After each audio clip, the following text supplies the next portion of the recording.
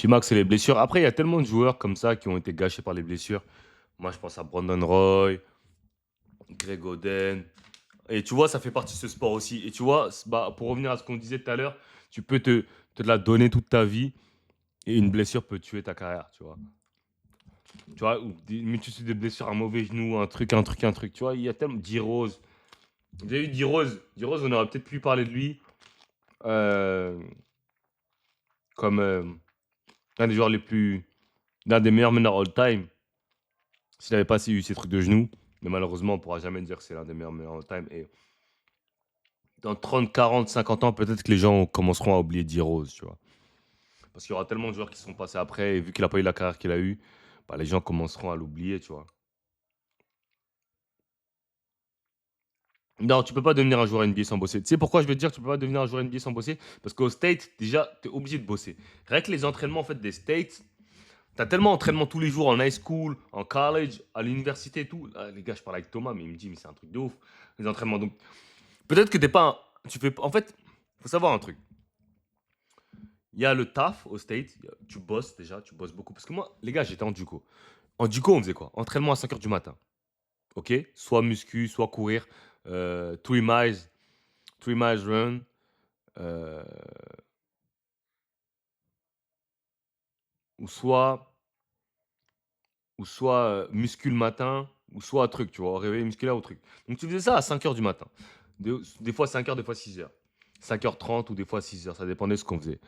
Ensuite, tu vas aller en classe, tu manges, tu fais des trucs. À midi, on revient, on fait individuals. Donc on fait travailler individuel. Maintenant, après, on repart en classe. Maintenant, à 18 heures aussi, on vient, on fait 2 3 heures d'entraînement. C'est-à-dire que rien que dans la journée, sur tes 24 heures, tu as fait 5 6 heures de basket. Sans compter recovery, parce qu'après, il faut aller dans le bain glacé, il faut aller dans les étirements, faut faire ci, il faut faire ça. Donc, rien que dans la journée, rien que juste avec les entraînements, tu as fait 5 6 heures d'entraînement. Eh, dans une junior college, hein. Ça veut dire que déjà, rien que ça, c'est du taf. Maintenant, il y a des mecs qui font, en plus de ça, qui font encore plus de taf en plus de ça. Tu vois, ça, c'est même pas juste des bosseurs, c'est des extra workers. Tu vois, ils bossent encore plus. Mais déjà, quand tu es au state, tu peux pas ne pas bosser. Donc, tu vois des mecs qui sont plus talentueux que d'autres, qui ont plus de facilité que d'autres, et des fois même, tu peux te dire, ils bossent pas. Mais en fait, c'est pas qu'ils bossent pas, hein. Des fois, il y a des joueurs, ils sont nonchalants, donc tu as l'impression qu'ils bossent pas, tu vois. Tu as l'impression qu'ils se la donnent pas et tout. Mais c'est des bosseurs, tu vois. Mais Sheldon Sharp, c'est peut-être un mec qui bosse pas. Peut-être. Moi, je le connais pas personnellement, mais tu vois, il y a des mecs, tu peux dire, ils bossent pas. Après, il y a des mecs qui vont arriver avec le talent NBA, c'est vrai, qui sont des moins bons bosseurs que d'autres, des moins gros bosseurs. Ça, c'est vrai. Mais après, pour s'imposer en NBA, t'as fait en NBA, t'es obligé d'être un minimum un bosseur. Après, il y a des mecs qui bossent plus que d'autres, tu vois. C'est pas tous des bosseurs acharnés, parce qu'il y a des mecs qui ont des putains de talents, et leur talent, il suffit, tu vois. Donc, les entraînements et les trucs, ça suffit, tu vois. Euh, mais, mais les mecs, franchement, les gars, ils sont là. C'est un truc de ouf, hein.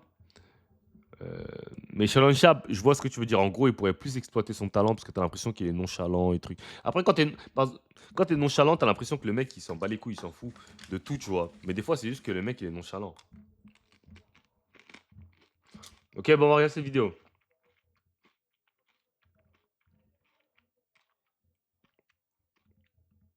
Le Kobe, il lui a fait un lavage de cerveau. Mais tu sais, tu peux être le meilleur joueur de la ligue, tu dois faire ça, tu dois te séparer des gars. Kobe, Mamba mentality, tu vois. Tu pensais qu'il allait devenir ce qu'il est Ouais. devenu, comme ça, le visage un peu de la NBA, double NBA. Non, jusqu'au jour où on a rencontré Kobe. Alors, j'étais avec Yanis, on était pas au resto. Notre coach était Jason Kidd. Donc, il appelle Yanis, on est à Los Angeles. On joue les Lakers sur le main. Putain, il est 21h, qu'est-ce qu'il m'appelle, tu vois. Et il dit, ouais, tiens, je t'envoie une adresse, viens. Donc, bon, je suis avec lui, on part ensemble. Donc, il y a une pièce fermée et c'est Jason Kidd qui nous reçoit. Et là, tu as Kobe. Donc, on rentre dans la pièce, il y a Kobe qui est. En fait, t'es en train de dîner avec Kobe. Jason Kidd est en train de dîner avec Kobe, tu vois. Et là, il fait, oh, Yanis! Tu vois, il prend ses bras et tout. Et là, il commence à parler. Donc, moi, un Il n'a pas dit, oh, Damien Ingles. C'est sûr, il connaissait pas. peu sur le côté, tu vois, tranquille. J'écoute, tu sais, j'ai l'oreille bien tendue, ça, j'écoute ce qu'ils se disent. Et tu sais, là, le Kobe, il lui a fait un lavage de cerveau. Mais tu sais, tu peux être le meilleur joueur de la ligue. Tu dois faire ça, tu dois te séparer des gars. Tu dois, tu vois, vraiment, tu vois, le lavage de Kobe, Mamba mentality, tu vois. Et là, ce jour-là, Yanis, il m'a dit, bon, écoute, je rentre à l'hôtel, je sais pas ce que tu fais, Et moi, je rentre à l'hôtel. Il a dit, mais gars, il est 23h, tu sais. On va On doit aller en boîte, hein, Giannis. On doit aller faire la fête, hein. appeler, tu sais, je sais pas. Il dit, non, non, moi, je rentre. Et là, c'est à ce moment-là, j'ai vu le focus. Et c'est là que le mec en a perdu. Tu sais, un truc tout con. Entraînement, tu t'entraînes, tu fais le drill. Et t'as toujours 30 secondes pour aller boire. Tu sais, on va boire, on vient de jouer 5 minutes. Le mec, ce qu'il faisait, c'était, on finit le drill. euh, les coachs venaient tout de suite sur le terrain et ils tiraient. Tu vois, ils faisaient des spot-up. Mais pendant qu'il était essoufflé, tu vois. Et après entraînement, et à ce moment-là, je me suis dit, what the tu vois, c'est quoi ce truc-là? Mais en fait, c'est juste que Kobe lui a dit, prends pas de pause. Tu vois, genre, gagne toujours. Tu sais, ce qu'il dit, Kobe, Bien là, sûr. gagne toujours 2 minutes sur les gars, tu vois, sans complet. Et après, les gens vont penser que c'est des bullshit. Mais regarde maintenant, Giannis. Tu vois, même si pour moi, c'est pas le mec le plus skills de la Terre, mais quand tu regardes sa progression, en fait, c'est ça qu'il faut se voir aussi. En fait, c'est la progression des gars aussi qu'il faut voir. Tu vois, c'est pas aussi, il y a des mecs qui sont plus talentueux que d'autres, ça c'est sûr. Mais faut voir comment les gars progressent. Giannis, tu regardes depuis qu'il arrive dans la ligue, il a pris un mid-range, il a progressé physiquement, post-up, il a progressé, au dribble, il a progressé. Ah, ça fait beaucoup quand même, hein. Donc,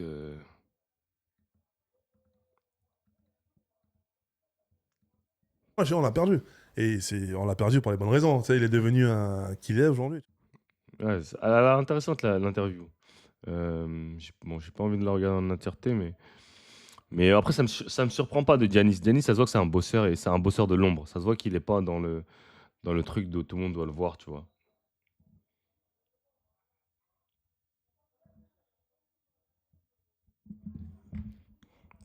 Si Kyrie faisait sexy, qui serait un Kobe bis.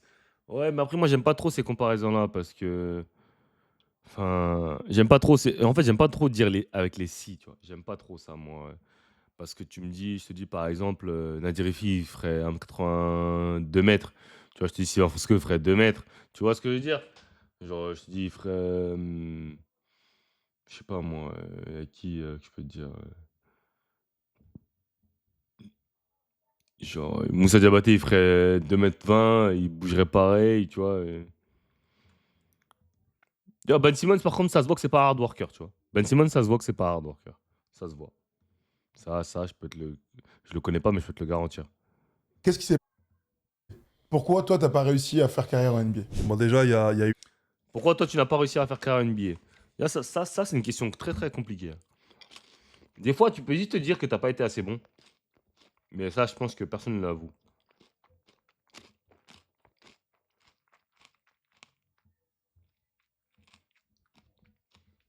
De la blessure. Quand je suis arrivé en NBA blessé.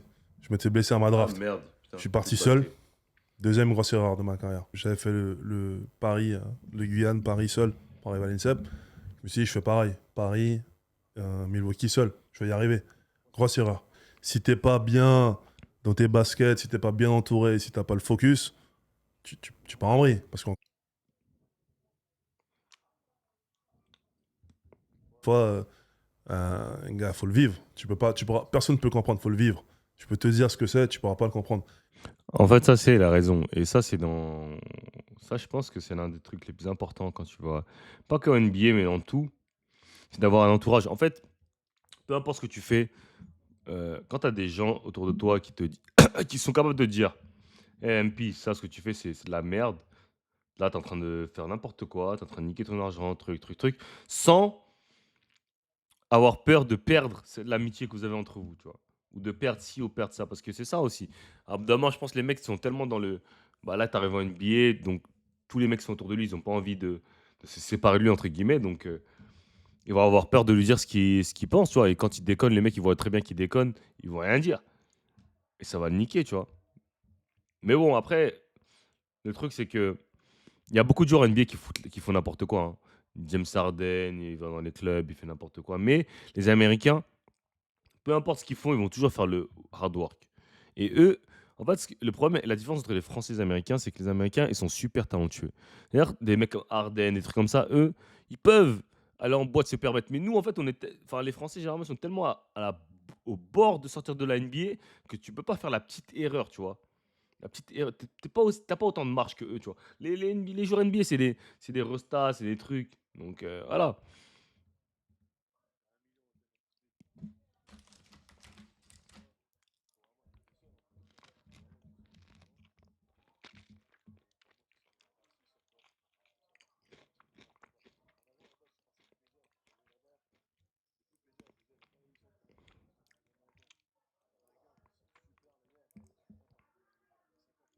Et ça, c'est ce que en France, tu n'as pas ce sentiment-là. En France, tu as l'impression que tu es un big dog, tu es trop fort. Tu vois, quand tu as un mec qui est haut drafté, parce qu'en fait, il y en a tellement peu, tu vois, que quand tu es mec haut drafté, ils se sentent plus et tout. Mais là-bas, il y a tellement de joueurs qui arrivent chaque année. Chaque année, il y a des mecs qui sont numéro 1 de la draft. En fait, il y a tellement de joueurs. Il y a Cooper Flag, bon, vas-y, prochain, allez, next. Ah, il y a J.D. Bonsa qui arrive, allez, next. Il y a Taron Stokes, allez, next. Tu vois, chaque année, il y a des mecs.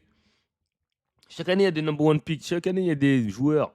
Genre, pour eux, c'est rien. Genre, hey, Damien Inglis, ah, vas-y, c'était rien. T'as un deuxième tour. Allez, dégage. Tu vois, il y a un autre. Il y a un autre. Il y a tellement de talent aux States. Ils n'ont pas de temps à perdre. Ils n'ont pas de temps à perdre. Tu vois.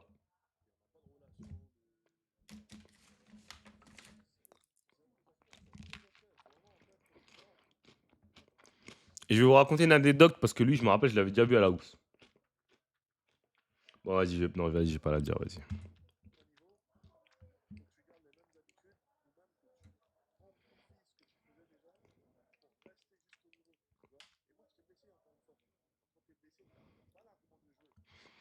Chet, il arrive en NBA blessé, hein. Donc ça, je pense pas que ce soit un argument valide de dire que tu étais blessé pour truc. C'est juste, des fois,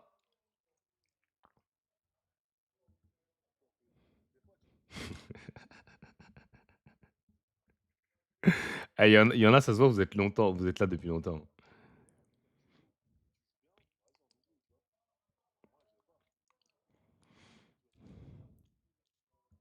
Tu vois, mais tu vois, c'est ce que je reproche un peu aux anciens, entre guillemets. Tu vois, là, il dit, il fait tous ces trucs de merde, mais il dit pas quoi exactement, tu vois. Et si tu veux que la génération de futur, ils apprennent, faut dire les choses, tu vois. Faut dire, hé, frérot, j'ai foutu la merde, j'allais en boîte, je faisais n'importe quoi avec les meufs, je faisais ci, je faisais ça, faites pas ci. Tu vois, si tu veux que les générations futures ne font pas les mêmes erreurs que toi, faut dire clairement. Mais après, bon, il y a des trucs en NBA comme le NBPA et tout, qui est mieux, tu vois, mais bon, après.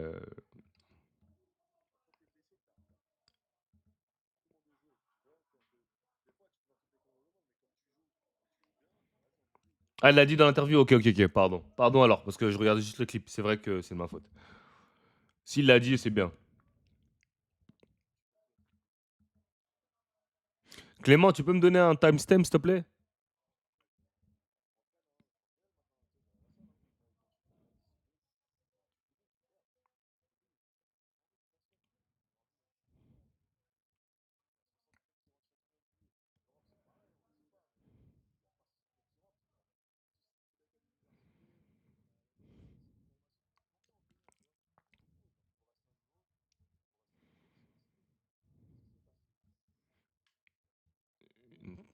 La partie, ouais, où il le dit dans l'interview. Parce que j'ai pas envie d'aller voir l'interview complète. Ça se voit qu'il regrette ses choix. Ouais, après, bon, bah, ça, c'est normal de regretter, hein. Enfin, tu rates En fait, si tu quittes la NBA parce que t'es pas assez bon, ou parce que si, parce que ça, bah, t'as le seum, mais bon, au moins tu sais. Mais si tu te dis, putain, j'avais le potentiel pour ta fin NBA, mais mes conneries hors terrain ont niqué ça fait mal, tu vois. Si tu te dis, putain, mes conneries hors terrain euh, ont niqué euh, ma carrière, genre ça doit faire mal, genre ça doit faire mal. Ça doit faire vraiment, vraiment mal, tu vois. Après, bon, la vie, elle continue, hein. Ces mecs-là, ils sont pas à la rue, hein. Ils ont des jobs, ils jouent. Je sais pas où ils jouent maintenant, Damien Inglis, mais voilà, en fait, c'est compliqué de se dire, ouais, putain, j'y étais. En fait, parce que les gens, ils disent que le plus dur pour la NBA, c'est pas d'y arriver, c'est d'y rester. Bon, moi aussi, moi, je suis pas trop d'accord. Je pense que le plus dur, c'est aussi, enfin, c'est autant, c'est pareil. C'est aussi dur d'y arriver que d'y rester, tu vois. Et quand tu es en NBA, les meufs là-bas, c'est un truc de ouf, hein. Même pas quand tu es en NBA, rien que tu es un athlète. Déjà, je veux dire aux States, tu es un Français déjà, tu as la côte avec les meufs. Tu es un peu BG, tu es un Français, tu as la côte avec les meufs. Maintenant, tu as un athlète, lycéen ou truc, tu as la côte avec les meufs. Alors, D1, en fait, plus tu montes de niveau, plus tu as accès aux meufs facilement, genre, mais vraiment. Et tu peux vraiment faire des conneries, genre. Vraiment, tu peux faire des conneries de ouf, tu vois.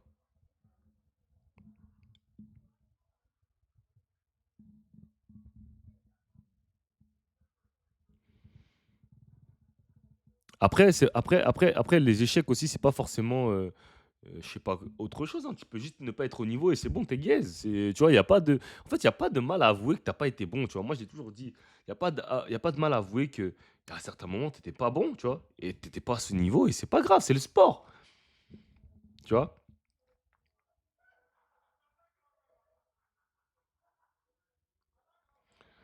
Tu ne comprends pas le délire d'atteindre la NBA. Bah, en fait, j'ai envie de te dire un truc. Bon, je sais pas quel âge t'as, mais on a tous quelque chose qui nous attire dans ce monde. Tu vois, il y a des gens, c'est les femmes. Il y a des gens, c'est, je sais pas moi, la bouffe. Il y a des gens, c'est, je sais pas, ça peut être n'importe quoi. Tu vois, on a tous notre péché mignon entre guillemets. Bah, il y a des gens, les femmes, ça leur fait tourner la tête. Et quand ils ont accès à des femmes qu'ils n'ont jamais eu accès à de toute leur vie, et bah, ils craquent. Ils craquent, tu vois. Récemment, j'ai vu l'histoire de Trevor Ariza qui dit qu'il a plus d'argent, alors qu'il a gagné 116 millions de sa carrière. C'est un truc de ouf de faire ça, tu vois. D'arriver au point où tu n'as plus d'argent, tu vois. Et tu as gagné, il a quand même gagné 116 millions dans sa carrière. Mais il a plus d'argent, tu vois, parce il a eu un divorce, il a eu ci, il a eu ça, et ça l'a tué. Et tu vois, ça, c'est des trucs, moi, je comprends pas comment ça peut arriver, tu vois. Mais ça arrive vraiment. Il y a des gens, ça leur arrive. Donc,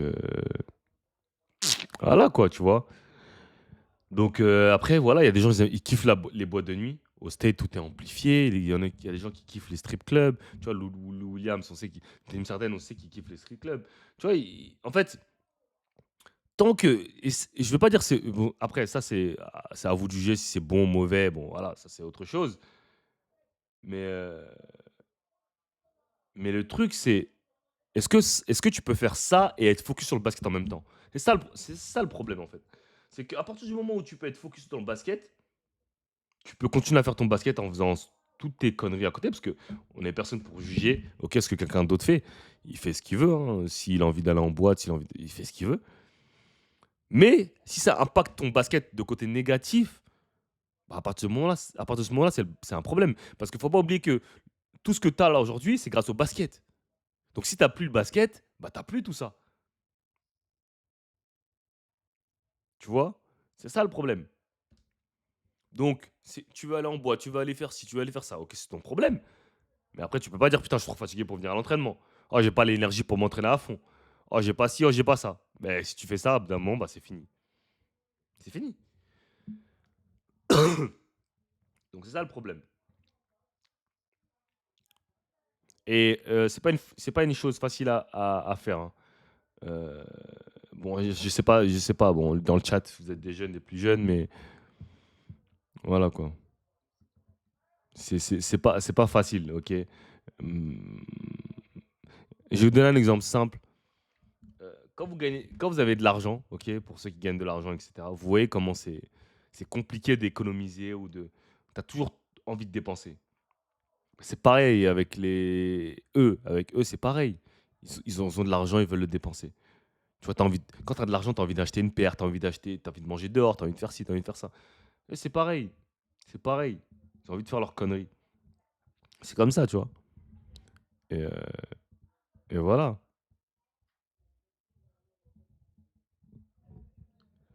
Et,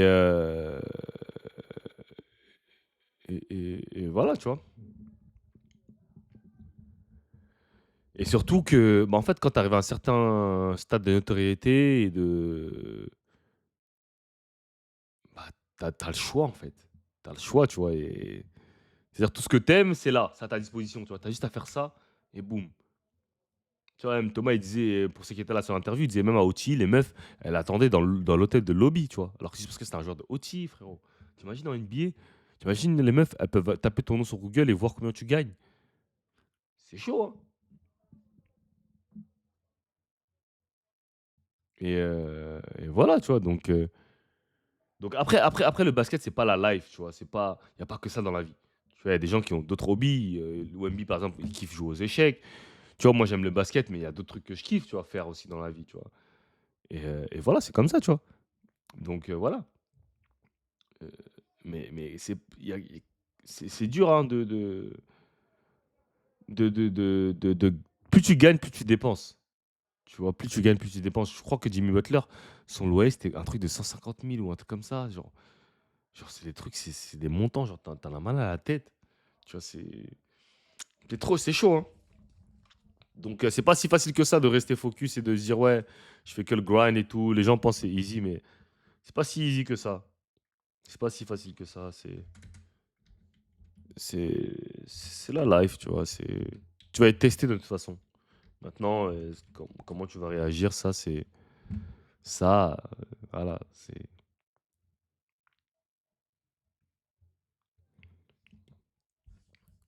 Qui est dit, il fume, ouais, mais après il fume de la bœuf. Après, la bœuf, c'est une plante en vrai. Bon, je vais pas faire la promotion de la bœuf parce que moi, j'ai jamais fumé de ma vie. Donc, mais c'est une plante, quoi, hein.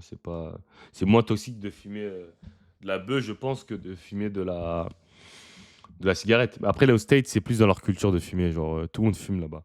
Moi, je me rappelle, moi, quand j'étais en college, tout le monde fumait. Genre, c'est normal pour eux de fumer, tu vois. Donc, voilà. Ok, bon. On est parti, on va réagir à cette vidéo parce que Alex Thomas, je pense pas que ça va se faire, hein. Je vais pas vous mentir. Parce que Thomas, il est en D1, donc il est sorti sur sa saison. Et voilà quoi. Donc pas cet été.